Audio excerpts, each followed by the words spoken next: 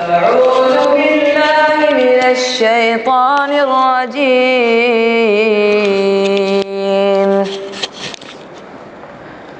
بسم الله الرحمن الرحيم. لقد صدق الله رسوله الرؤيا بالحق لتدخلن المسجد الحرام إن شاء الله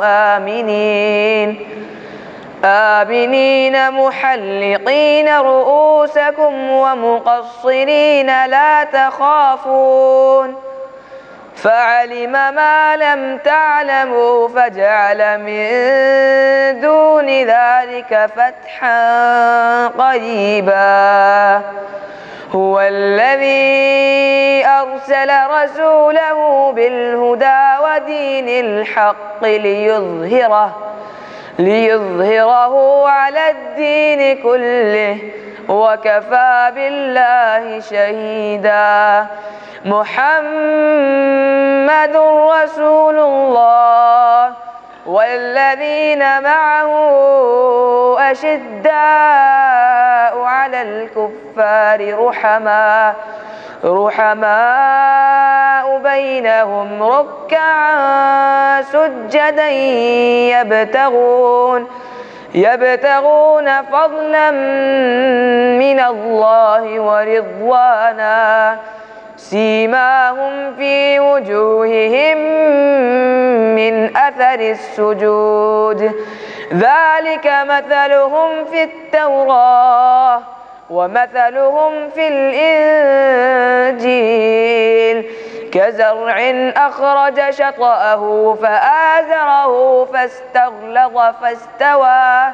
فاستوى على سوقه يعجب الزراع ليغيظ بهم الكفار.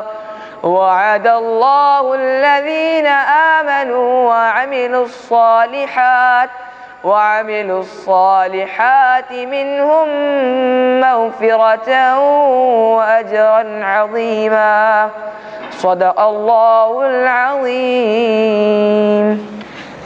السلام علیکم ورحمۃ اللہ وبرکاتہ.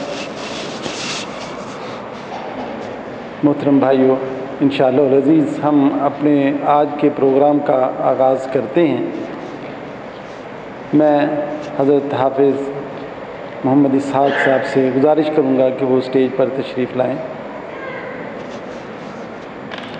آج کے پہلے درس کا عنوان امر بالمعروف و نہی عن المنکر ہے اور ڈاکٹر محمد اسحاق زاہد حفظہ اللہ کا پہلا درس ہوگا انشاءاللہ العزیز. اس کے بعد ہمارے معزز مہمان جو انڈیا سے تشریف لائے ہوئے ہیں انشاءاللہ ان کا پھر تفصیلی خطاب ہوگا. تو میں حافظ محمد اسحاق صاحب سے گزارش کروں گا کہ وہ اپنا درس شروع کریں. بسم الله الرحمن الرحيم. الحمد لله رب العالمين والصلاة والسلام على أشرف الأنبياء والمرسلين وعلى آله وأصحابه أجمعين ومن تبعهم بإحسان إلى يوم الدين. أما بعد فإن خير الحديث كتاب الله وخير الهدي هدي محمد صلى الله عليه وسلم وشر الأمور محدثاتها وكل محدثة بدعة وكل بدعة ضلالة وكل ضلالة في النار. أعوذ بالله من الشيطان الرجيم. ولتكن منكم أمة يدعون إلى الخير ويأمرون بالمعروف وينهون عن المنكر وأولئك هم المفلحون. عزیز القدر بھائیوں اور دوستوں اور لائق احترام ماؤں اور بہنوں، گفتگو کا موضوع آپ نے پہچان لیا ہوگا اس آیت کریمہ سے جو ابھی میں نے پڑھی ہے، اور یہ موضوع ہے امر بالمعروف اور نہی عن المنکر کی اہمیت اور اس کی فضیلت اور اس کی بعض شروط.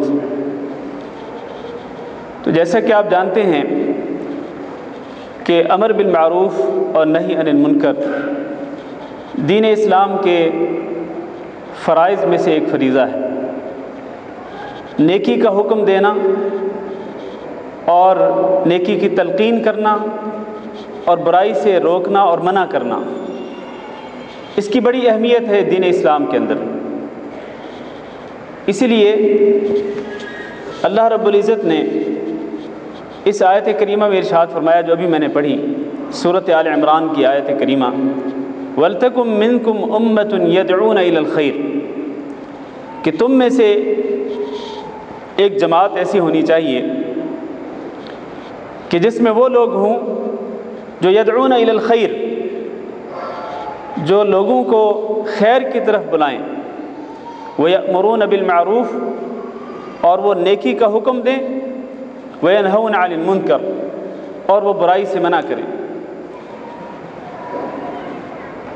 پھر اللہ تعالیٰ نے فرمایا وَأُولَئِكَ هُمُ الْمُفْلِحُونَ، یہ لوگ جو یہ فریضہ سر انجام دیں گے، نیکی کی تلقین کریں گے اور برائی سے منع کریں گے اور لوگوں کو خیر کی طرف دعوت دیں گے، فرمایا اولئک هم المفلحون، یہی لوگ در حقیقت کامیابی پانے والے ہیں، دنیا کے اندر بھی اور قیامت کے دن بھی۔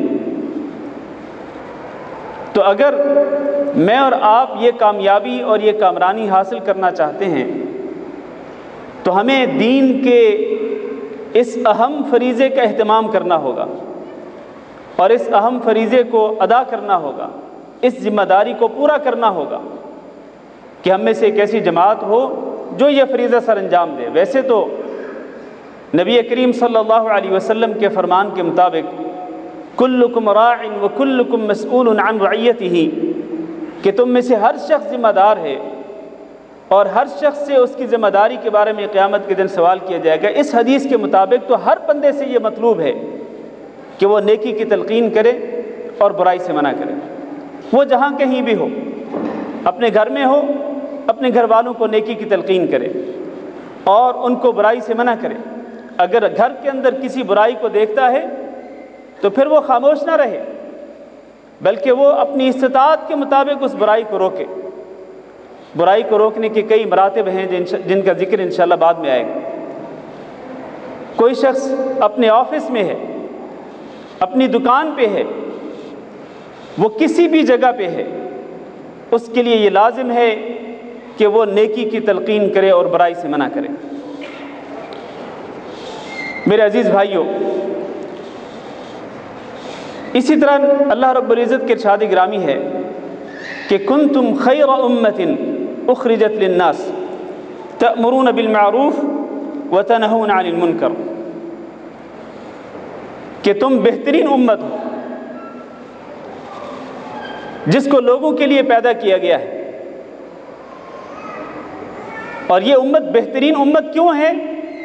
اس کی ایک وجہ اللہ تعالیٰ نے ذکر فرمائی، تأمرون بالمعروف وتنہون عن المنکر، کہ تم نیکی کی تلقین کرتے ہو اور برائی سے منع کرتے ہو اور تم اللہ رب العزت پر ایمان لاتے ہو۔ یہ ہے اس امت کے بہترین ہونے کی وجہ، اس امت کے خیر الامم ہونے کا سبب یہی ہے کہ یہ امت اس فریضے کو سر انجام دیتی ہے، نیکی کا حکم دیتی ہے اور برائی سے منع کرتی ہے۔ اسی طرح اللہ رب العزت نے اہل کتاب کی ایک جماعت کی تعریف کی، فرمایا من اہل الکتاب امۃ قائمہ یتلون آیات اللہ آناء اللیل وہم یسجدون، اہل کتاب میں سے ایک جماعت ایسی ہے کہ اس میں وہ لوگ ہیں جو اللہ کی آیات کی تلاوت کرتے ہیں رات کی گھڑیوں میں، وہم یسجدون، اور وہ اللہ تعالیٰ کے سامنے سجدہ ریز ہوتے ہیں، یؤمنون باللہ، وہ اللہ تعالیٰ پر ایمان لاتے ہیں، وَيَأْمُرُونَ بِالْمَعْرُوفِ وَيَنْهَوْنَ عَنِ الْمُنْكَرِ، اور وہ نیکی کی تلقین کرتے ہیں اور برائی سے منع کرتے ہیں، وَأُولَئِكَ مِنَ الصَّالِحِينَ، اللہ نے فرمایا یہ لوگ جو ہیں جو اللہ تعالیٰ پر ایمان لاتے ہیں، نیکی کا حکم دیتے ہیں، برائی سے منع کرتے ہیں، یہ لوگ در حقیقت صالحین میں سے ہیں، نیک لوگوں میں سے ہیں۔ تو اللہ تعالیٰ نے اہل کتاب یہود و نصارہ میں سے ان لوگوں کی تعریف کی اور ان لوگوں کا یہ وصف خاص طور پر بیان کیا کہ وہ نیکی کی تلقین کرتے اور برائی سے منع کرتے ہیں۔ لہٰذا ہمیں بھی میرے عزیز بھائیوں اس ذمہ داری کو سمجھنا چاہیے اور اس ذمہ داری کو پورا کرنا چاہیے کہ ہم بھی نیکی کی تلقین کریں اور برائی سے منع کریں۔ اور اللہ رب العزت نے مومنوں کی ایک اجتماعی ذمہ داری کا ذکر فرمایا سورۃ توبہ کے اندر، فرمایا والمؤمنون والمؤمنات بعضهم اولیاء بعض، مومن مرد اور مومن عورتیں ایک دوسرے کے ہمدرد ہوتے ہیں۔ والمؤمنون والمؤمنات بعضهم اولیاء بعض یأمرون بالمعروف وینہون عن المنکر، ان مومنوں کی ایک اجتماعی ذمہ داری یہ ہے کہ یہ نیکی کا حکم دیتے اور برائی سے منع کرتے ہیں۔ وَيُقِيمُونَ الصَّلَاةَ، اور یہ نماز قائم کرتے ہیں۔ وَيُؤْتُونَ الزَّكَاةَ، اور یہ زکوٰۃ ادا کرتے ہیں، نماز بھی مل کر ادا کرتے ہیں، یہ ایک اجتماعی ذمہ داری ہے۔ مسجد کے اندر باقاعدہ باجماعت نماز ادا کرتے ہیں، اور ان میں سے جو لوگ مالدار ہوتے ہیں وہ اپنے مالوں کی زکوٰۃ نکال کر انہی کے اندر جو فقراء ہوتے ہیں ان کو وہ زکوٰۃ دیتے ہیں۔ اس طرح یہ ایک اجتماعی ذمہ داری پوری ہوتی ہے۔ وَيُطِيعُونَ اللَّهَ وَرَسُولَهُ، اور یہ مومن اللہ رب العزت کی اطاعت اور اللہ کے رسول صلی اللہ علیہ وسلم کی فرمانبرداری کرتے ہیں۔ اللہ تعالیٰ نے یہ مومنوں کی اجتماعی ذمہ داریاں اور ان کے یہ اوصاف بیان کرنے کے بعد فرمایا اولئک سیرحمہم اللہ، یہ مومن مرد اور یہ مومن عورتیں جو ان تمام ذمہ داریوں کو پورا کرتے ہیں، اور ان ذمہ داریوں میں سے ایک ذمہ داری امر بالمعروف اور نہی عن المنکر کی بھی ہے، فرمایا اولئک سیرحمہم اللہ، اللہ تعالیٰ ایسے ہی مومنوں پر رحمت فرمائے گا، ان اللہ عزیز حکیم۔ تو اگر میں اور آپ بھی اللہ رب العزت کی رحمت کا مستحق بننا چاہتے ہیں کہ ہمیں بھی اللہ رب العزت کی رحمت نصیب ہو، اللہ تعالیٰ ہمارے اوپر رحم فرمائے، تو ہمیں اس کے لیے یہ مومنوں کی جو اجتماعی ذمہ داریاں ذکر کی گئی ان اجتماعی ذمہ داریوں کو پورا کرنا ہو۔ اور اس سے پہلے یہ جو آیات ہیں سورۃ توبہ کے اندر، اس سے پہلے اللہ تعالیٰ نے منافقوں کا ذکر فرمایا، فرمایا والمنافقون والمنافقات بعضهم من بعض یأمرون بالمنکر وینہون عن المعروف، ان منافقوں کی صفت کیا ہے کہ یہ برائی کا حکم دیتے ہیں اور نیکی سے منع کرتے ہیں، برائی کا حکم دیتے ہیں اور نیکی سے منع کرتے ہیں۔ یہ کس کی صفت ہے؟ منافقوں کی صفت ہے۔ لہذا کسی مومن کے شایان شان نہیں کہ وہ نیکی سے منع کرے اور برائی کا حکم دے، بلکہ مومن کے شایان شان اس کے الٹ ہے، اور وہ یہ ہے کہ وہ نیکی کی تلقین کرے، ایک دوسرے کو محبت پیار کے ساتھ نیکی کی طرف دعوت دے، نیکی کی طرف متوجہ کرے اور برائی سے منع کرے، برائی سے روکے جہاں تک اس سے ممکن ہو۔ تو ہمیں منافقوں کی صفت نہیں اختیار کرنی، بلکہ ہمیں سچے مومنوں کی صفت اختیار کرنی۔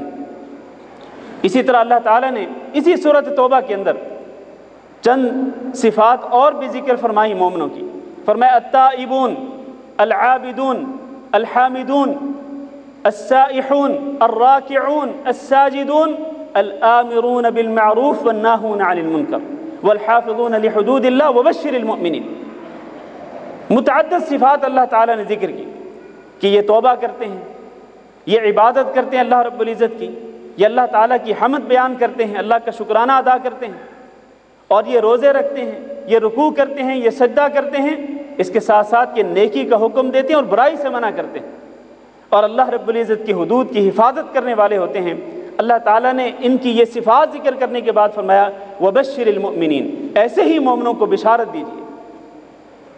کس بات کی بشارت دیجیے؟ کہ اللہ تعالیٰ کی طرف سے ان کے لیے بڑی نعمتیں تیار کی گئی ہیں، اللہ تعالیٰ ان سے راضی ہو جائے گا دنیا کے اندر بھی اور قیامت کے دن بھی، اور اللہ تعالیٰ ان سے راضی ہو کر ان کو جنت کے اندر داخل کرے گا۔ میرے بھائیوں، یہ جتنی بھی میں نے آیات کریمہ ذکر کی ہیں، یہ ساری آیات کریمہ اس فریضے کی اہمیت کو ذکر کر رہی ہیں۔ امر بالمعروف اور نہی عن المنکر جیسی اہم ذمہ داری جو ہے، اس کی قدر و منزلت کو بیان کر رہی ہیں۔ لہذا ہمیں اس کی قدر و منزلت کو، امر بالمعروف اور نہی عن المنکر کی اہمیت کو اپنے ذہنوں میں، اپنے دلوں میں اچھی طرح سے بٹھانا چاہیے۔ اور پھر آئیے امر بالمعروف اور نہی عن المنکر کے فضائل بھی سن لیں۔ اس کے بہت فضائل ہیں۔ لیکن میں مختصر سے وقت میں چند ایک فضائل ذکر کروں گا آپ کے سامنے۔ ان فضائل میں سے ایک فضیلت یہ ہے کہ جو شخص نیکی کی تلقین کرتا ہے اور برائی سے منع کرتا ہے، اس کے ساتھ وہ اپنے آپ کو جہنم سے دور کر لیتا ہے۔ گویا کہ امر بالمعروف اور نہی عن المنکر جہنم سے دوری کے اسباب میں سے ایک بنیادی سبب ہے۔ رسول اکرم صلی اللہ علیہ وسلم کا ایک فرمان سنیے، فرمایا انہ خلق کل انسان من بنی آدم علی 360 مفصلا، کہ بنو آدم میں سے ہر انسان کو 360 جوڑوں پر پیدا کیا گیا ہے، یعنی ہر انسان کے جسم میں 360 جوڑ بنائے گئے ہیں۔ پھر فرمایا فمن کبر اللہ، جو شخص اللہ تعالیٰ کی تکبیر، اللہ کی بڑائی بیان کرے یعنی اللہ اکبر کہے، وحمد اللہ، اور اللہ کا شکر ادا کرے یعنی الحمدللہ کہے، وحلل اللہ، اور لا الہ الا اللہ پڑھ کر وہ اللہ رب العزت کی توحید کی گواہی دے، وسبح اللہ، اور اللہ کی تسبیح، اللہ کی تقدیس اور اللہ کی پاکیزگی بیان کرے یعنی سبحان اللہ کہے، واستغفر اللہ، اور اللہ تعالیٰ سے اپنے گناہوں کی معافی طلب کرے، وعزل حجرا عن طریق الناس، اور لوگوں کے راستے سے وہ پتھر ہٹا دے، او شوکتا او عظما عن طریق الناس، یا ایک کانٹے کو ہٹا دے یا ایک ہڈی کو لوگوں کے راستے سے دور کر دے، وامر بمعروف، اور وہ نیکی کا حکم دے، ونہى عن المنکر، اور وہ برائی سے منع کر دے، اور یہ سارے کام 360 جوڑوں کے برابر ہوں، یعنی یہ جو تسبیحات ہیں اور اسی طرح نیکی کا حکم دینا ہے، برائی سے منع کرنا ہے، راستے پر پڑی ہوئی تکلیف دہ چیز کو ہٹانا ہے، یہ سارے کام اگر وہ 360 جوڑوں کی تعداد کے برابر کرے، فرمایا فإنہ یمشی یومئذ وقد زحزح نفسہ عن النار، تو اس دن، جس دن اس نے 360 جوڑوں کی بقدر یہ نیکیاں کی اور نیکی کا حکم دیا اور برائی سے منع کیا، جس نے اس طرح کیا تو اس دن اس نے اپنے آپ کو جہنم کی آگ سے دور کر لیا۔ اس دن اس نے اپنے آپ کو جہنم کی آگ سے دور کر لیا۔ کس دن؟ جس دن اس نے یہ کام کیے، اور ان کاموں میں سے ایک کام امر بالمعروف، نیکی کا حکم دینا اور برائی سے منع کرنا۔ اس حدیث سے یہ ثابت ہوا کہ جہنم سے دوری اور جہنم سے نجات پانے کے جو اسباب ہیں، ان اسباب میں سے ایک اہم سبب ہے نیکی کا حکم دینا اور برائی سے منع کرنا۔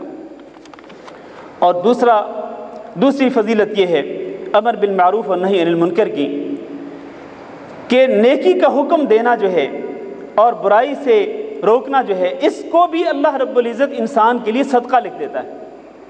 یہ ایسے جیسے انسان اپنے مال کے ساتھ صدقہ کرتا ہے۔ رسول اکرم صلی اللہ علیہ وسلم کے پاس آپ کے صحابہ کرام میں سے کچھ لوگ آئے، کہنے لگے ذهب اہل الدثور بالاجور، یہ جو مال والے لوگ ہیں یہ سارا اجر لے گئے، فانہم یصلون کما نصلی ویصومون کما نصوم، یہ اسی طرح نماز پڑھتے ہیں جس طرح ہم نماز پڑھتے ہیں، یہ اسی طرح روزے رکھتے ہیں جس طرح ہم روزے رکھتے ہیں، ویتصدقون بفضول اموالہم، اور ان کے پاس جو مال بچ جاتا ہے اس کے ساتھ صدقہ کرتے ہیں، جبکہ ہمارے پاس مال نہیں ہوتا، ہم صدقہ نہیں کر سکتے ہیں۔ اس طرح یہ صدقہ کر کے ہم سے آگے بڑھ گئے ہیں، یہ ہم سے زیادہ اجر و ثواب لے گئے ہیں۔ نبی کریم صلی اللہ علیہ وسلم نے فرمایا اولیس قد جعل اللہ لکم ما تصدقون، کہ اللہ تعالیٰ نے تمہارے لیے ایسے اعمال نہیں مشروع کر دیے، ایسے اعمال نہیں اللہ تعالیٰ نے مقرر کر دیے شریعت کے اندر کہ اگر تم وہ اعمال کر لو تو اللہ تعالیٰ تمہیں بھی صدقے کا ثواب دے گا۔ فرمایا ان بکل تسبیحۃ صدقہ، ہر تسبیح کے ساتھ اللہ تعالیٰ صدقے کا ثواب لکھتا ہے، یعنی آپ زبان سے سبحان اللہ کہیں گے آپ کو اللہ تعالیٰ صدقے کا اجر و ثواب دے گا۔ وکل تکبیرۃ صدقہ، اور ہر تکبیر پر اللہ اکبر کہنے پر اللہ تعالیٰ صدقہ لکھ دے گا۔ وکل تحمیدۃ صدقہ، اور الحمدللہ کہنے پر اللہ تعالیٰ صدقے کا ثواب لکھے گا۔ وکل تحلیلۃ صدقہ، اور لا الہ الا اللہ پڑھنے پر بھی اللہ تعالیٰ صدقے کا ثواب لکھے گا۔ وامر بالمعروف صدقہ ونہی عن المنکر صدقہ، نیکی کا حکم دینا بھی صدقہ ہے اور برائی سے منع کرنا بھی صدقہ ہے۔ وہ اس حدیث سے یہ ثابت ہوا کہ ایک انسان جس کے پاس مال نہ ہو صدقہ کرنے کے لیے، تو وہ صدقے کا ثواب حاصل کر سکتا ہے ان اعمال کے ساتھ۔ وہ تسبیحات پڑھے، وہ لوگوں کو نیکی کی تلقین کرے، محبت پیار کے ساتھ ان کو نیکی کی طرف متوجہ کرے اور نیکی کا حکم دے، اور اسی طرح اچھے انداز کے ساتھ، حکمت کے ساتھ، اچھے اسلوب کے ساتھ، اچھی نصیحت کے ساتھ وہ لوگوں کو برائی سے منع کرے، تو اس پر بھی انسان بہت زیادہ صدقے کا ثواب حاصل کر سکتا ہے۔ تیسری فضیلت یہ ہے امر بالمعروف اور نہی عن المنکر کی، کہ اس کے ساتھ اللہ رب العزت گناہوں کو معاف کرتا ہے۔ امر بالمعروف کے ذریعے اور نہی عن المنکر کے ذریعے اللہ تعالیٰ انسان کے گناہوں کو معاف کرتا ہے۔ رسول اکرم صلی اللہ علیہ وسلم کے ارشاد گرامی ہے، فتنۃ الرجل فی اہلہ ومالہ وولدہ وجارہ یکفرها الصیام والصلاة والصدقة والامر بالمعروف والنہی عن المنکر، کہ انسان جس فتنے میں مبتلا ہوتا ہے اپنے گھر والوں کی وجہ سے، اپنے مال کی وجہ سے، اور اپنی اولاد کی وجہ سے، اور اپنے پڑوسیوں کی وجہ سے، یعنی ان میں سے کسی ایک کی وجہ سے اگر وہ گناہوں کے ارتکاب کرتا ہے اور گناہوں کے ارتکاب کر کے وہ فتنے میں پڑتا ہے، تو اللہ تعالیٰ اس کے ان گناہوں کو معاف کر دیتا ہے۔ کس کے ساتھ؟ نماز کے ساتھ، روزے کے ساتھ، صدقے کے ساتھ، اور امر بالمعروف کے ساتھ، اور نہی عن المنکر کے ساتھ۔ آپ جانتے ہیں ہم بہت گناہ گار ہیں۔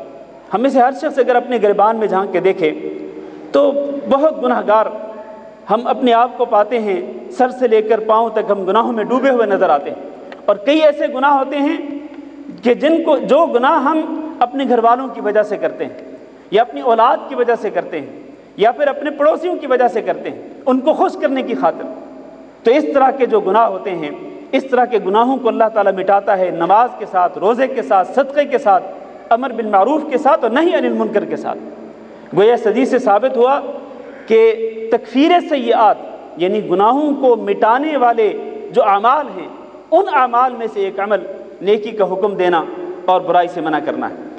میرے بھائیو، یہ اور اس کے علاوہ اور بہت سارے فضائل جن کو میں ذکر نہیں کر رہا قلت وقت کی وجہ سے، یہ سارے فضائل اس بات کو واضح کر رہے ہیں کہ ہمیں دین اسلام کا یہ جو فریضہ ہے امر بالمعروف اور نہی عن المنکر، ہمیں اس فریضے کو ادا کرنا چاہیے اور اس میں کسی قسم کی کمی اور کوتاہی نہیں کرنی چاہیے۔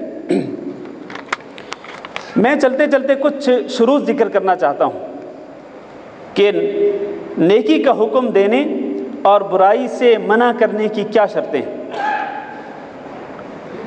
جب تک آپ وہ شروط پوری نہیں کریں گے اس وقت تک آپ یہ فریضہ سر انجام نہیں دے سکتے۔ سب سے پہلی شرط یہ ہے کہ آپ کو علم ہو۔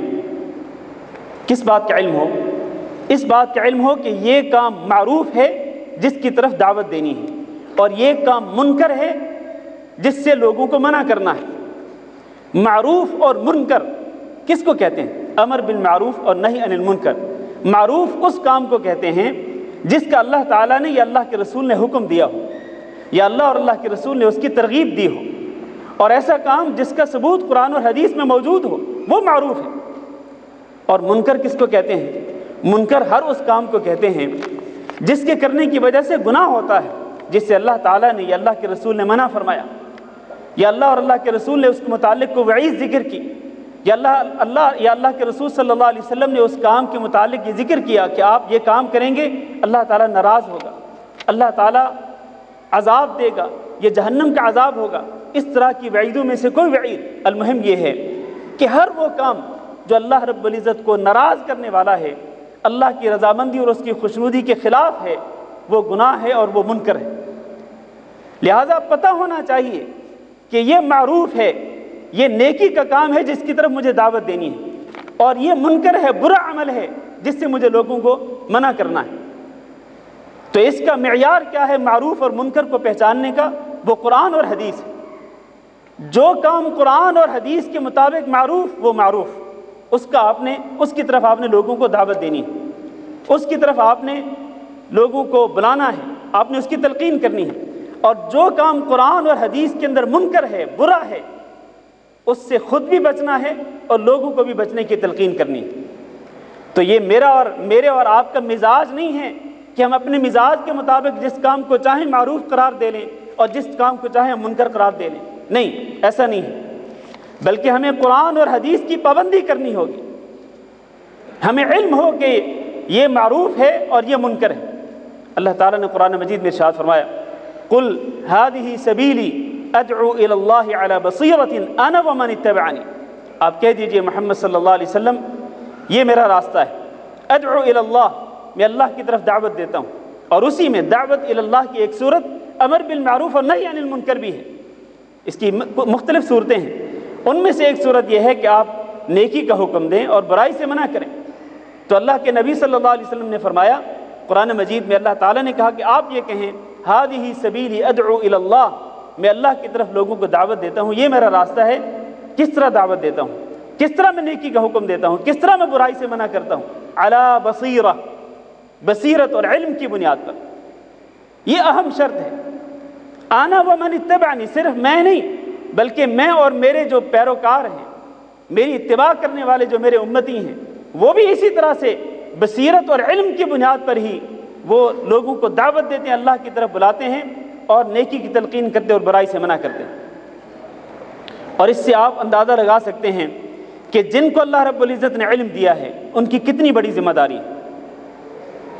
جن کو اللہ نے علم دیا ہے ان کی کتنی بڑی ذمہ داری ہے امر بالمعروف اور نہی عن المنکر کی.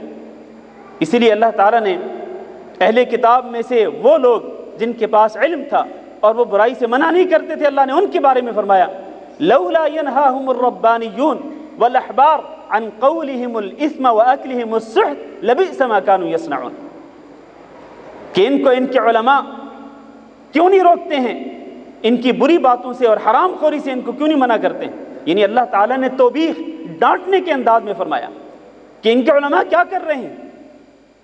جن کے پاس علم ہے تورات کا اور انجیل کا، وہ کیوں نہیں لوگوں کو منع کرتے ہیں ان کی بری باتوں سے، ان کے برے کاموں سے اور ان کی حرام خوری سے. لبئس ما كانوا يصنعون، یہ ان کا نیکی کی تلقین نہ کرنا اور برائی سے منع نہ کرنا، یہ ان کا بہت برا عمل ہے. اس لیے میرے بھائیوں، آپ میں سے جو بھی صاحب علم ہے، جس کے پاس علم ہے، جس کو اللہ تعالیٰ نے علم دیا، تھوڑا ہو یا زیادہ ہو، اس کی یہ ذمہ داری ہے کہ وہ اپنے علم کے مطابق اس ذمہ داری کو پورا کرے، نیکی کی تلقین کرے اور برائی سے منع کرے. یہ پہلی شرط ہے. دوسری شرط یہ ہے کہ وہ جب اس فریضے کو سر انجام دے تو نہایت محبت، پیار کے ساتھ، نرمی کے ساتھ وہ نیکی کی تلقین کرے اور برائی سے منع کرے. اس کے اسلوب میں، اس کے انداز میں تشدد، سختی نہیں ہونی چاہیے. اس کا اسلوب، اس کا انداز ایسا نہیں ہونا چاہیے کہ جس سے سننے والا انسان اس کے سامنے جو بھی ہے وہ اس سے نفرت کرنا شروع کر دے. نہیں، بلکہ اس کو اس کے ساتھ خیر خواہی کرنی چاہیے. خیر خواہی تو ہر مسلمان کے ساتھ ہونی چاہیے. تو خیر خواہی کا تقاضا یہ ہے کہ آپ انتہائی نرم لہجے میں، بڑے اچھے انداز میں آپ گفتگو کریں اور نیکی کی طرف دعوت دیں اور برائی سے منع کریں. آپ دیکھیں فرعون کو حضرت موسیٰ علیہ السلام اور حضرت ہارون علیہ السلام، ان دونوں نبیوں کو اللہ تعالیٰ نے جب فرعون کی طرف بھیجا، فرعون کون تھا جو اپنے آپ کو کیا کہتا تھا؟ اپنے آپ کو ربکم الاعلیٰ کہا کرتا تھا. ایک ظالم بادشاہ تھا. تو اللہ تعالیٰ نے ایک ظالم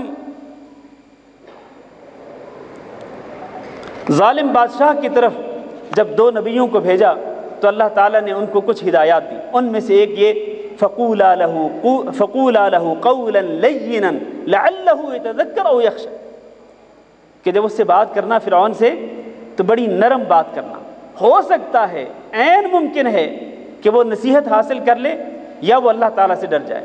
اس کا مطلب یہ ہے کہ اگر آپ نصیحت کرنا چاہتے ہیں، آپ یہ چاہتے ہیں کہ آپ کی نصیحت کا اثر ہو اور آپ کی بات سن کر لوگ نیکی کی طرف متوجہ ہوں اور برائی سے اپنے آپ کو بچائیں، اگر آپ یہ چاہتے ہیں تو پھر آپ کو سب سے پہلے اپنے انداز میں نرمی اختیار کرنی ہوگی، نرمی اپنانی ہوگی، اور آپ کو اپنا انداز بہتر سے بہتر بنانا ہوگا. یہ بہت ہی اہم شرط ہے امر بالمعروف کے لیے اور نہی عن المنکر کے لیے. اور اگر ہم نبی کریم صلی اللہ علیہ وسلم کی سیرت طیبہ کو سامنے رکھیں تو آپ صلی اللہ علیہ وسلم کی زندگی میں ایسی بہت ساری مثالیں ملتی ہیں کہ جن میں نبی صلی اللہ علیہ وسلم نے نیکی کا حکم دیا یا برائی سے منع فرمایا، اور آپ نے انتہائی پیارا انداز اختیار کیا۔ اس کی بہت ساری مثالیں ملتی ہیں۔ ایک عام دلیل اور عام مثال جو آپ نے کئی مرتبہ سنی ہوگی، پڑھی ہوگی، کہ ایک اعرابی، ایک بدو آیا اور اس نے مسجد میں پیشاب کرنا شروع کر دیا۔ اب جب صحابہ اکرام نے اس کو دیکھا تو اس کی طرف لپکے اور سختی سے اس کو منع کرنے لگے۔ نبی کریم صلی اللہ علیہ وسلم نے کیا فرمایا؟ لا تظلموا، اس کو مت کاٹو، اس کے کام میں انقطاع نہ ڈالو، دعو، اس کو چھوڑ دو۔ جب اس نے پیشاب کر لیا تسلی کے ساتھ، اس کے بعد نبی کریم صلی اللہ علیہ وسلم نے انتہائی پیار و محبت کے ساتھ اس کو اپنے پاس بلایا اور کہا کہ یہ جو مسجد ہے، ان هذه المساجد لا تصلح للبول ولا القذر، یہ جو مساجد ہے یہ اللہ کے گھر ہیں، ان اللہ کے گھروں کے اندر پیشاب کرنا ٹھیک نہیں ہے، اور ان مساجد کے اندر یہ گندگی اور یہ ناپاکی یہ درست نہیں ہے، اس سے بچنا چاہیے۔ یہ اللہ کی مساجد تو صرف نماز کے لیے اور اللہ کے ذکر کے لیے بنائی گئی ہیں، قرآن مجید کی تلاوت کے لیے، نماز کے لیے، اللہ کے ذکر کے لیے بنائی گئی ہیں، لہذا اس کام سے بچنا چاہیے۔ تو نبی کریم صلی اللہ علیہ وسلم نے اپنے اس عمل سے ثابت کیا کہ انسان کو نیکی کی تلقین کرتے ہوئے یا برائی سے منع کرتے ہوئے اپنا انداز ایسا اختیار کرنا چاہیے جس میں محبت ہو، پیار ہو، جس میں دوسرے کے لیے خیر خواہی کے جذبات ہو۔ ایسا نہیں ہے کہ کسی کی توہین کرنی ہو یا کسی کو لوگوں کے سامنے بے عزت کرنا ہو۔ تو میرے بھائیو، ایسا انداز جس میں کسی کی بے عزتی ہو رہی ہو، کسی کی توہین ہو رہی ہو، تو اس میں یقینی طور پر آپ کی بات کا، آپ کی نصیحت کا کوئی اثر نہیں ہوگا۔ ظاہر ہے کہ ایک بندہ اپنی توہین محسوس کر رہا ہے اور اپنی بے عزتی محسوس کر رہا ہے، تو پھر آپ کی بات کا اس پہ کیا اثر ہوگا؟ تو اس لیے ہمیں اپنے انداز کو بہتر بنانا ہوگا، نیکی کا حکم دیتے ہوئے اور برائی سے منع کرتے ہوئے۔ اسی طرح ایک اور اس کی مثال، معاویہ بن حکم رضی اللہ تعالیٰ عنہ، ایک صحابی، وہ بیان کرتے ہیں کہ وہ نماز پڑھ رہے تھے، اسی دوران ایک بندے کو چھینک آئی، تو کہتے ہیں میں نے نماز کے اندر ہی اس کو یرحمک اللہ کہا، اور یہ کہنا درست نہیں ہے، نماز کے اندر چھینک آنے والے بندے کو یرحمک اللہ کہنا درست نہیں ہے۔ وہ کہتے ہیں جب میں نے یرحمک اللہ کہہ دیا تو اب جو لوگ میرے آس پاس سے سب میری طرف گھور گھور کے دیکھنے لگے اور مجھے ڈانٹنے لگے اپنے اشاروں کے ساتھ۔ تو کہتے ہیں نبی کریم صلی اللہ علیہ وسلم نے جب نماز ختم کی تو آپ صلی اللہ علیہ وسلم نے مجھے اپنے پاس بلایا، پیار و محبت کے ساتھ گفتگو کی۔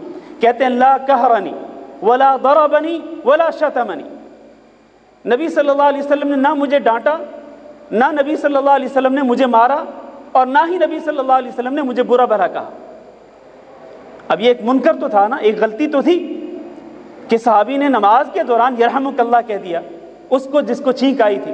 ایک غلط کام تو تھا، لیکن غلط کام کو دیکھ کر اور اس کے الفاظ سن کر نبی صلی اللہ علیہ وسلم نے نماز کے بعد اس کو ڈانٹا نہیں، اس کو مارا نہیں، اس کو برا بھلا نہیں کہا، بلکہ یہ صحابی کہتے ہیں میں نے نبی صلی اللہ علیہ وسلم سے بہتر معلم نہیں دیکھا ہے، آپ صلی اللہ علیہ وسلم سے بہتر استاد نہیں دیکھا ہے، سب سے بہتر استاد اور سب سے بہتر معلم میں نے آپ کو پایا ہے کہ آپ نے انتہائی پیارے انداز کے ساتھ مجھے اس چیز کی تعلیم دی کہ نماز کے اندر اس طرح جو ہے وہ درست نہیں ہے۔ میرے بھائیو، تیسری شرط یہ ہے، پہلی شرط میں نے جو شرطیں ذکر کی ہیں اب تک، ان میں سے پہلی شرط کیا ہے؟ امر بالمعروف اور نہی عن المنکر کی پہلی شرط کیا ہے بتلائیے؟ علم، پہلی شرط ہے علم، اور دوسری شرط کیا ہے؟ دوسری شرط ہاں جی نرمی اختیار کرنا اور اچھے سے اچھے انداز میں گفتگو کرنا، نیکی کا حکم دینا اور برائی سے منع کرنا۔ تیسری شرط یہ ہے کہ انسان صبر کرے۔ اگر اس راستے میں امر بالمعروف اور نہی عن المنکر میں انسان کو اگر کسی طرح سے تکلیف پہنچے، اس کے دل کو ٹھیس پہنچے، اس کے جذبات کو ٹھیس پہنچے، تو وہ صبر کر لے، اس کو برداشت کر لے۔ اور اس پر بھی بڑی لمبی گفتگو ہو سکتی ہے۔ صبر کے متعلق اللہ رب العزت نے اس کی بڑی ترغیب دی ہے۔ میں آگے چلتا ہوں۔ کسی برائی کو روکنے کے 3 مراتب ہیں، کسی برائی کو روکنے کے 3 مراتب ہیں۔ نبی کریم صلی اللہ علیہ وسلم نے ارشاد فرمایا من رأى منکم منکرا فلیغیرہ بیدہ، تم میں سے جو شخص کسی برائی کو دیکھے تو وہ اس کو اپنے ہاتھ کے ساتھ روکے۔ ہاتھ کے ساتھ برائی کو کون روک سکتا ہے؟ یہ پہلا مرتبہ ہے برائی کو روکنے کا۔ ہاتھ کے ساتھ برائی کو وہ شخص روک سکتا ہے جس کے پاس اتھارٹی ہو، جس کے پاس اختیار ہو۔ مثلا ایک ملک کا سربراہ ہے، یا وہ کسی عدالت کا جج ہے، وہ قاضی ہے، ظاہر ہے کہ اس کے پاس اتھارٹی ہے، وہ فیصلہ کر سکتا ہے، وہ برائی کو وہ ہاتھ سے روک سکتا ہے، اپنی طاقت کے ساتھ وہ روک سکتا ہے۔ اسی طرح کوئی شخص اگر اپنے گھر کا سربراہ ہے اور اس کے ماتحت اس کے بیوی بچے ہیں، تو یقینی طور پر یہ اپنے گھر کے افراد کو اپنے ہاتھ کی طاقت کے ساتھ برائی سے منع کر سکتا ہے، برائی سے روک سکتا ہے۔ اور اسی طرح اگر کوئی شخص کسی کمپنی میں کام کرتا ہے، کسی کمپنی کا مدیر ہے، کسی آفس کا وہ ذمہ دار ہے، کسی اچھے منصب، بڑے منصب پر فائز ہے، تو ظاہر ہے کہ اس کے ماتحت لوگ ہوتے ہیں۔ ماتحت لوگ اگر کسی برائی کا ارتکاب کریں تو اس کی ذمہ داری ہے کہ ہاتھ کے ساتھ یہ روکے۔ تو یہ پہلا مرتبہ ہے، ہاتھ کے ساتھ، ہاتھ کی طاقت کے ساتھ انسان برائی کو روکے۔ آپ دیکھیں نبی کریم صلی اللہ علیہ وسلم، اس کی کئی مثالیں، کئی دلیلیں دی جا سکتی ہیں۔ آپ صلی اللہ علیہ وسلم نے فتح مکہ کے موقع پر بیت اللہ کے ارد گرد، بیت اللہ کے آس پاس 360 بت دیکھے۔ ایک منکر تھا، ایک برائی تھی، اللہ کے گھر میں بتوں کو نہیں رکھا جا سکتا ہے۔ تو نبی صلی اللہ علیہ وسلم نے اس برائی کو اپنے طاقت کے ساتھ، اپنی ہاتھ کی طاقت کے ساتھ ختم کیا، اور آپ نے فرمایا جاء الحق وزهق الباطل، حق آ گیا اور باطل مٹ گیا۔ اور اللہ کے رسول صلی اللہ علیہ وسلم اپنے عصا کے ساتھ ہر بت کو گراتے گئے اور یہ آیت پڑھتے گئے۔ تو یہ ہاتھ کے ساتھ برائی کو روکنا ہے۔ اسی طرح نبی صلی اللہ علیہ وسلم نے ایک شخص کے ہاتھ میں، اس کی انگلی میں سونے کی انگوٹھی دیکھی، اور آپ کو معلوم ہے کہ اس امت کے مردوں پر سونا حرام کر دیا گیا ہے، ریشم بھی حرام کر دیے گئے مردوں پر، جبکہ عورتوں کے لیے جائز ہیں دونوں، سونا بھی اور ریشم بھی۔ نبی صلی اللہ علیہ وسلم نے ایک صحابی کے ہاتھ کی ایک انگلی میں انگوٹھی دیکھی سونے کی۔ اب نبی صلی اللہ علیہ وسلم نے اس منکر کو دیکھا تو اس منکر کو کس طرح روکا؟ آپ صلی اللہ علیہ وسلم نے اس کا ہاتھ پکڑا اور اس کی انگلی میں رکھی ہوئی جو انگوٹھی تھی اس کو ہاتھ سے کھینچا اور اس کو پھینک دیا، اور پھر فرمایا یعمد احدکم الی جمرۃ من النار فیجعلها فی یدہ، تم میں سے ایک شخص جہنم کے انگاروں میں سے ایک انگارہ اپنے ہاتھ میں رکھ لیتا ہے۔ تو یہ اس بات کی دلیل ہے کہ انسان جہاں پر طاقت استعمال کر سکتا ہو، جہاں اپنے ہاتھ کے ساتھ برائی کو روک سکتا ہو، وہاں پر وہ طاقت استعمال کرے اور برائی سے اس برائی اور اپنے ہاتھ سے اس برائی کو روکے۔ اس کی اور بھی کئی مثالیں، لیکن ہم آگے چلتے ہیں۔ دوسرا مرتبہ کیا ہے؟ اگر ایک انسان اپنے ہاتھ کی طاقت کے ساتھ برائی سے نہیں روک سکتا ہے تو اس کا دوسرا مرتبہ یہ ہے فَإِن لَّمْ يَسْتَطِعْ فَبِلِسَانِهِ، تو کم از کم وہ اپنی زبان کے ساتھ ضرور روکے، زبان کے ساتھ وہ اچھے انداز سے بات کرے، گفتگو کرے اور برائی سے بچنے کی تلقین کرے۔ نبی کریم صلی اللہ علیہ وسلم نے اس کی بھی کئی مثالیں مل سکتی ہیں۔ آپ صلی اللہ علیہ وسلم نے عبداللہ بن عمر رضی اللہ تعالیٰ عنہ کو دیکھا کہ ان کا تہبند ٹخنوں سے نیچے لٹک رہا تھا، اور آپ جانتے ہیں کہ تہبند کو یا شلوار کو ٹخنوں سے نیچے لٹکانا حرام ہے، اور نبی کریم صلی اللہ علیہ وسلم نے اس پر جہنم کی وعید دی ہے، ما اسفل من الازار من الكعبین ففی النار، کہ جو کپڑا ٹخنوں سے نیچے ہوگا وہ جہنم کی آگ میں ہے، یعنی وہ اس کو جلانے والا ہے جہنم کی آگ کے اندر۔ تو عبداللہ بن عمر رضی اللہ تعالیٰ عنہ کو جب انہوں نے دیکھا نبی صلی اللہ علیہ وسلم نے کہ ان کا تہبند نیچے لٹک رہا ہے، تو آپ نے فرمایا یا عبداللہ ارفع ازارک، اے عبداللہ اپنے ازار کو، اپنے تہبند کو اوپر اٹھاؤ۔ یہ زبان سے منع کرنا ہے برائی سے۔ نبی صلی اللہ علیہ وسلم نے اس کو زبان سے منع کیا کہ یہ منکر ہے، یہ برائی ہے، تہبند کو نیچے لٹکانا، لہٰذا اس کو ختم کرو اور اپنے تہبند کو اوپر اٹھاؤ۔ عبداللہ بن عمر کہتے ہیں میں نے اپنے تہبند کو اوپر اٹھایا۔ آپ صلی اللہ علیہ وسلم فرمایا کہ اور اٹھاؤ، کہتے ہیں میں نے اور اٹھایا، پھر فرماتے ہیں میں ہمیشہ اس کا خیال رکھنے لگا کہ کبھی میرا تہبند جو ہے وہ ٹخنوں سے نیچے نہیں جاتا تھا۔ تو یہ حدیث اس بات کی دلیل ہے کہ انسان اگر اپنے ہاتھ کی طاقت کے ساتھ برائی سے منع نہ کر سکتا ہو، برائی کو نہ روک سکتا ہو، تو اپنی زبان سے وہ اس برائی سے روکے اور اس برائی کو ختم کرنے کی کوشش کرے۔ اور تیسرا مرتبہ کیا ہے؟ تیسرا یہ ہے کہ اگر وہ یہ پہلے دونوں مرتبوں کی طاقت نہیں رکھتا تو کم از کم اپنے دل سے اس کو برا جانے۔ وَذَلِكَ أَضْعَفُ الْإِيمَانِ، اور یہ ایمان کا سب سے کمزور ترین حصہ ہے، یہ سب سے کمزور ترین ایمان ہے کہ انسان اپنے دل سے برائی کو برا جانے، اور اس کا مطلب یہ ہے کہ اگر کوئی شخص منکر کو اپنے دل سے برا نہیں مانتا، دل سے برا نہیں جانتا ہے، تو اس کا مطلب یہ ہے کہ اس کے اندر وہ جو کمزور ترین ایمان ہے وہ بھی نہیں ہے، وہ اس ایمان سے بھی گیا۔ لہذا کم از کم یہ رتبہ تو ہمارے اندر ہونا چاہیے، ورنہ ہمیں اپنی طاقت کے مطابق اپنے ہاتھ سے یا پھر اپنی زبان سے برائی سے ضرور روکنا چاہیے۔ ویسے تو اس موضوع پر مزید گفتگو کی جا سکتی ہے، اور یہ امر بالمعروف اور نہی عن المنکر کا جو فریضہ ہے، اس کو چھوڑنے کے جو سنگین نتائج ہیں وہ بھی بیان کیے جا سکتے ہیں۔ اور اسی طرح اس سلسلے میں جو شخص نیکی کا حکم دینے والا ہو اور برائی سے منع کرنے والا ہو، اس کو خود اپنا طرز عمل کس طرح سے پیش کرنا چاہیے، اس کے قدوہ حسنہ اور بہترین نمونے کی کیا اہمیت ہے، ان تمام نکات پر گفتگو ہو سکتی تھی، لیکن جس طرح میں نے اپنے درس کے شروع میں کہا تھا کہ آج کے پروگرام کا اہم ترین درس جو ہے وہ ہمارے معزز مہمان محترم جناب ڈاکٹر عبداللطیف کندی صاحب کا ہے، تو میں نے جو کچھ ابھی تک بیان کیا ہے میں انہی معروضات پر اکتفا کرتا ہوں، اور آپ سے یہ گزارش کرتا ہوں کہ یہ جو فریضہ ہے دین اسلام کا امر بالمعروف اور نہی عن المنکر، اس کی اہمیت کو، اس کی قدر و منزلت کو سمجھیں اور اچھی طرح اپنے ذہنوں میں بٹھائیں، اور اپنی اپنی طاقت کے مطابق نیکی کا حکم دیں، برائی سے منع کریں۔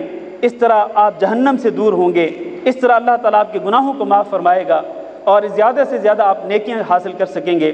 تو اللہ تعالیٰ سے دعا کرتے ہیں کہ اللہ تعالیٰ ہمیں اس فریضے کو ادا کرنے کی توفیق دے، اور اللہ رب العزت ہمیں نیکی کی تلقین کرنے کی توفیق دے اور برائی سے بچنے کی توفیق دے۔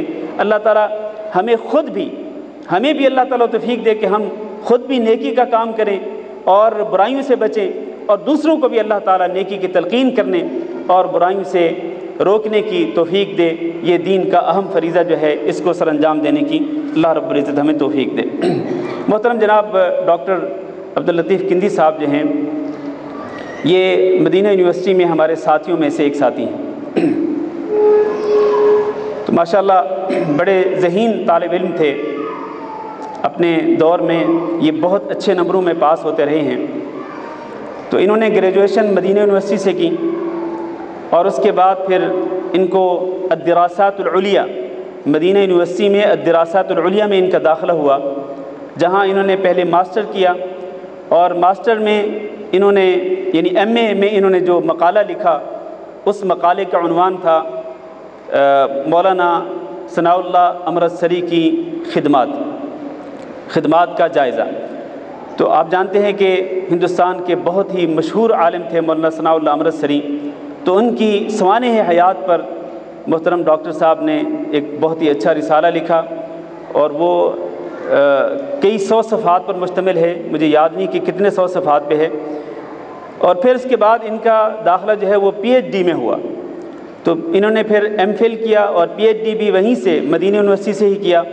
اور مدینہ یونیورسٹی میں جب انہوں نے پی ایچ ڈی کی، تو پی ایچ ڈی کا جو ان کا مقالہ تھا اس کا عنوان تھا مصنف عبد الرزاق میں، یہ حدیث کی کتابوں میں سے کتاب ہے، اس میں صحابہ کرام اور تابعین کے جو آثار ہیں عقیدے کے متعلق، ان آثار کو انہوں نے جمع کیا اور ان کا تحقیقی جائزہ لیا ہے۔ تو وہ بھی بہت اچھی کتاب ہے، بہت اچھا مقالہ ہے ان کا۔ تو یہ محترم ڈاکٹر صاحب کی تعلیمی جو ان کی جو زندگی ہے اس کے بارے میں نے مختصر سا بیان کیا۔ پھر اس کے بعد جب انہوں نے پی ایچ ڈی کر لی مدینہ یونیورسٹی سے، تو اس کے بعد یہ واپس چلے گئے۔ ان کا تعلق کشمیر سے ہے، سری نگر سے، تو وہاں پر جا کر انہوں نے اپنی تعلیمی اور دعوتی ذمہ داریوں کا آغاز کیا۔ وہاں پر الکلیۃ السلفیہ میں تدریس کا آغاز کیا اور دعوت کا آغاز کیا۔ محترم ڈاکٹر صاحب بتا رہے تھے کہ جب مدینہ منورہ میں تھے تو اس دوران انہوں نے ریڈیو جدہ سے بھی ہزاروں درس جو ہیں ان کے ریکارڈ کیے گئے، اور ریڈیو جدہ کی جو اردو سروس ہے اس سے ان کے دروس کو ان کو جو ہے وہ ان کی نشر و اشاعت کی گئی۔ پھر جب یہ کشمیر میں پہنچے تو کشمیر میں بھی انہوں نے وہاں ریڈیو کے ذریعے بھی اور کشمیر میں ٹی وی کے ذریعے بھی ان کے بہت سارے پروگرام ہوتے رہے ہیں۔ ہزاروں کی تعداد میں کہہ رہے تھے کہ ان کے دروس جو ہے وہ ٹی وی میں دیے گئے، اور بلکہ لائیو پروگراموں میں سوال و جواب کے کئی پروگرام ہوئے جس میں لوگ سوال کرتے اور یہ شریعت کی قرآن و حدیث کی روشنی میں جوابات دیتے تھے۔ تو محترم ڈاکٹر عبداللطیف کندی صاحب جو ہیں یہ جمعیت اہل حدیث جموں کشمیر کے اس وقت جنرل سیکرٹری بھی ہیں، ناظم اعلیٰ بھی ہیں، تو ماشاءاللہ بہت اچھی خدمات سر انجام دے رہے ہیں۔